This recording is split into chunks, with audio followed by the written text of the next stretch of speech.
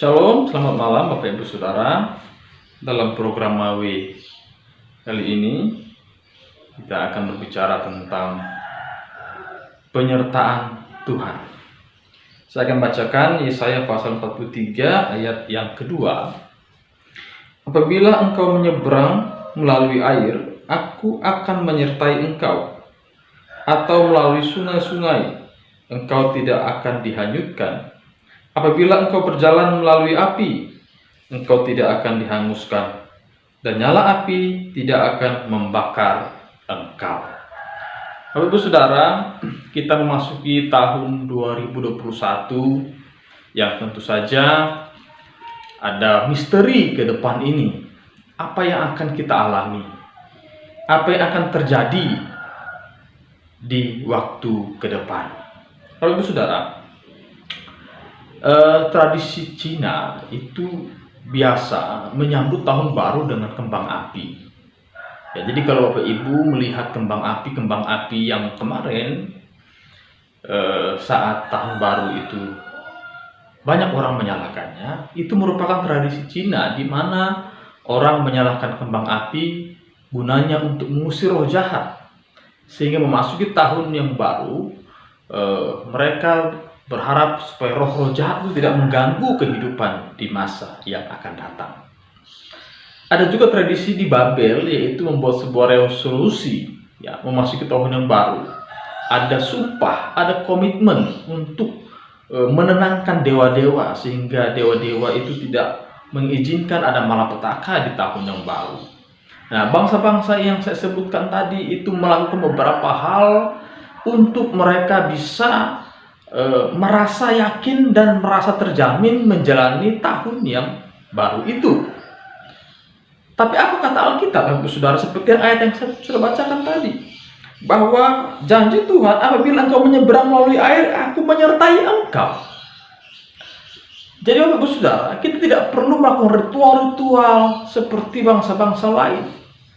Yang perlu kita lakukan hanya satu, Bapak Saudara, meyakini akan penyertaan Tuhan dan menyerahkan segala langkah hidup kita ke depan ini hanya untuk kemuliaan nama Tuhan saja.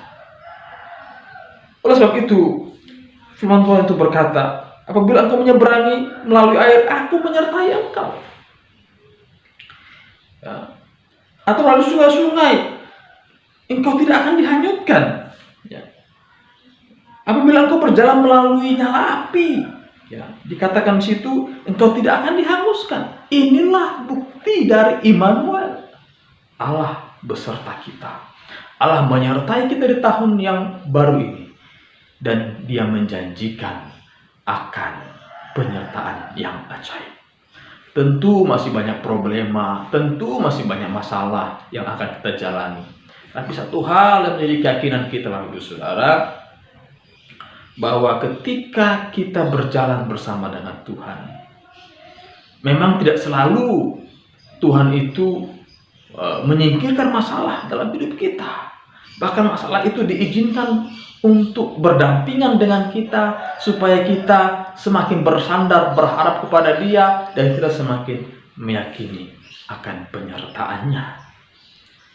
Maka pada malam hari ini, sebelum kita beristirahat, apakah engkau sementara ini sedang berjalan, ya, di perairan yang bisa menghanyutkan engkau? Apakah engkau sedang berjalan dalam nyala api yang bisa menghanguskan engkau?